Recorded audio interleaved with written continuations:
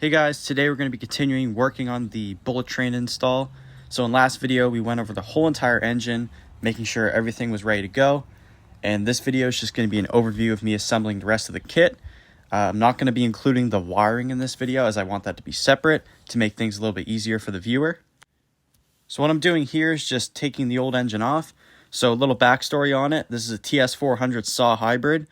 And it honestly performed quite well. It definitely revved very high. I had the port timing set very aggressive, I guess you could say. But, you know, no complaints there. We're going to be putting this engine on the Schwinn chopper. So it's going to go to good use. And it came off pretty quickly. I had this thing pretty much all disassembled in a matter of like 20 minutes. So next, we're going to go into this bag here. So this bag has the rag joint, the fuel line shut off, and a few different things. It has our engine mounts and our studs. So here I'm just going to be showing that, and then we're going to screw them in. This bike doesn't require the rag joint pieces, as the sprocket and gas tank are already installed. So those two parts of the process we don't have to worry about, luckily. But this is super simple. Here I'm just going to be using the 2-nut method to screw these studs in. You want to screw them in deep enough to where they're deeply seated into the case. If you want to go that extra step, you could take a caliper and actually measure the depth, but I kind of just eyeballed it, and once it started to bottom out, I backed it off a little bit, as if you screw it in too much, you could risk actually cracking the case, so it's definitely something you got to watch out for. But I'm just going to speed it up here and make things a little bit easier for you. But yeah, they went in pretty easy, no complaints there. They're like a grade 8 stud. They're a nice solid piece there. They're not going to strip or anything like that, and the 4-bolt mount is quite nice. Also, another thing I want to throw in there real quick. Last video I mentioned that the kit did not come with piston circlips, but when I looked in the bottom of the box, I actually found 2. So not only do they give you one, but they give you an extra. So that's just something I want to clarify. But here I am just mounting the engine into the frame itself. You want to be really careful with the studs. Try not to scratch the frame up and just go really slow with it. You want to make sure that your mount points are actually very flush. So here I'm going to angle the engine up a little bit and towards the front. And you just want to play around with it, get it nice and centered up. You can just eyeball this. There's no real technique to it. You just want to get it as straight as you can. Make sure it clears the pedal crank as well as your just other parts of the bike. So here I am just putting that front motor tab on, and you can see the cranks are actually hitting the clutch cover. So we're going to get to that there in a little bit. But here's just some shots of the engine. It looks really good in this frame. I'm super satisfied with how it looks. And yeah, so here I am just tapping the back one. It's a little bit tight. If this proves to be a problem for you, you could probably just drill them out slightly larger, but I made it work with a rubber mallet. And here I am just using the included nuts there, so you just want to use a lock washer and a flat washer. When it comes to tightening the engine itself, one thing you want to look out for is just moving front to back. So here I am just going to tighten up those 4 front ones a little bit. Then I'm going to move to the rear, do the same thing. What this is going to do is evenly seat the engine down into the frame, make it a good part of the bike, and not have any big gaps on the actual mount itself. Here I'm just using the copper crush washer. These I believe you can get on Amazon for pit bikes and stuff, so they're pretty universal, which is nice. Because a lot of people say this engine doesn't have parts, but if you know what to look out for, you can find a lot of these parts on Amazon, such as the starter and clutch and stuff. Here I'm just tightening up the exhaust, so you want to do this very evenly, seat that crush washer nice and flat. And there's your freedom of movement. So basically I'm just going to pull it away from the engine studs so we don't have any vibration, and they just want to tighten it up. The video is sped up here to make things easier. Moving on to the carburetor, again, it comes with a Bofang carb. These are pretty much stock now, every kit comes with them. They're okay. My last kit I actually had to adjust the float height because it wouldn't run. So if you guys are having any starting issues with this carburetor, it's worth looking into. The reason for this is because they put a auto adjust needle in there with a spring, so sometimes the float sticks up a little bit too much and it won't let gas in. So it's just something to keep in mind. And I'm just tightening up the carb with the drill most of the way and then hitting it with the wrench because I really like to hand tighten stuff.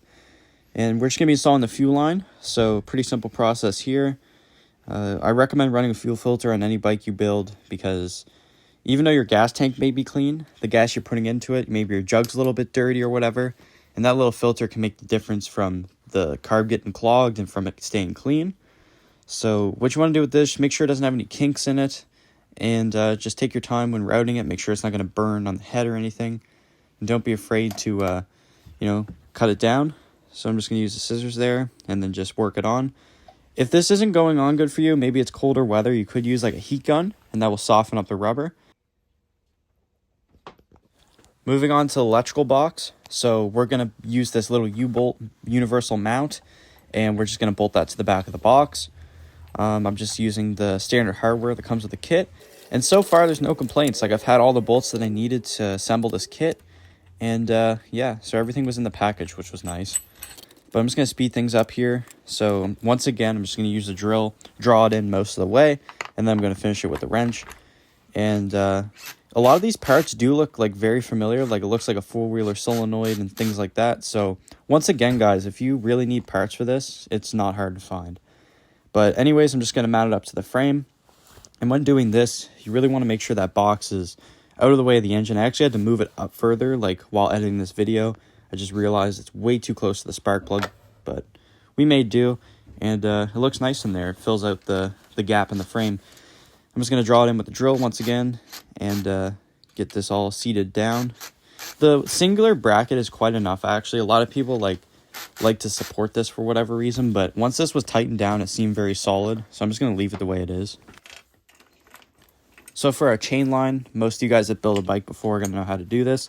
But with the bullet train, it's quite nice because you don't actually have to remove the cover to thread the chain through, simply because it's an automatic. So all you have to do is just, push it through and it freely moves. So that's really nice. I had a few issues with the chain line, not necessarily the chain line, but the actual tension. So I thought I was going to need a half link, but I was just playing around with the rear wheel, sliding it back and forth. And I got it to work just fine. So if you're putting this engine in the frame, you don't need a half link. But I'm just using the angle grinder. I'm just going to flatten out the chain link as it makes it much easier to punch out and your punch won't slip off the chain. And it's also less metal for it to move through. So it's actually a smarter way to do it. And as far as the install itself, I pretty much had this kit 90% installed in a matter of a day. This was including filming. So I think I started around, probably 4 o'clock, and by 10 o'clock, I had most of the kit assembled. So if I was doing this by myself, not with no cameras around, I could probably have this thing together very quickly. So it doesn't take much longer than your standard kit, but that could also be because I'm using the F-Zero and already has once again, the gas tank and the sprocket. So that saves you a little bit of time, but that's just some of the benefits of this particular bike. You can see this thing's really starting to come together, and we'll get to it in a sec, but we're actually going to have to use the wide pedal cranks. And this is another thing I want to mention, is we had to do some modification there. So stick around for that. But the chain itself, it is stamped 415H, so it is a thicker chain. And I'm just using some plumbing pliers to close that link up. And then I'm just going to mount the tensioner. It is only a 2-bolt, so, Bikeberry, for watching, I recommend the 4-bolt as it's much more secure. However, I haven't had any failures with the 2-bolt. As long as you keep it tight, it's not going to move. But here I am just using my little Bike Hand branded crank puller, and it works very well. It's held up great. This is a cartridge style bottom bracket, so you're just going to remove your cranks like this, and then we're just going to pull these inserts out. So this is where it gets interesting. So the kit itself included wide pedal cranks. It did not, however, include the wide pedal spindle, and to actually pedal this bike with the BT80, you actually need that piece. So this is from CDH Power, and I got it on Amazon, and it was around $50, I believe. But all I'm doing is just stealing an old 3-piece crank out of a road bike, and I'm just basically retrofitting it into this frame. I've actually had this exact crank on this bike before, back when I had I think it was the CDH pipe, or I had something like a really wide engine on here, or a pipe that was in the way, so I used these cranks. But anyways, so I'm just going to thread these through here, and here's the CDH sprocket. So as you can see, it's actually a separate piece you slide on, but I lost the through bolt that goes through, so I'm just going to probably tack weld this on eventually. So far for this particular kit, the only thing I would recommend is including a battery in the box, as well as a wide pedal spindle for the crank, so that way everybody can actually pedal on their bikes.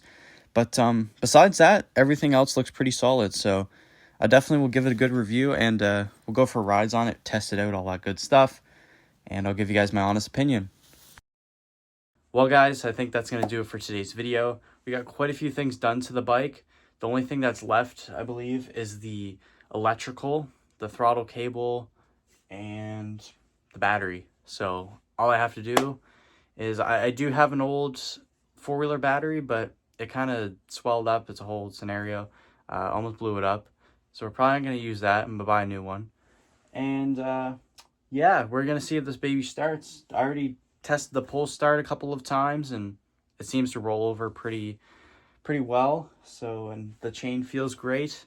The only thing I have to do is tack weld the little sprocket there, because I lost like the actual through bolt for that specific crank. So when I put a bolt through there, it still moves. So what are you going to do about it? You know, it is what it is.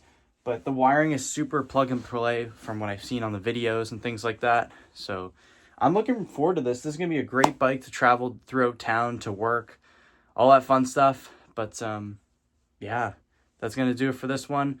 Thank you, Bikeberry, once again for sending the engine kit to me.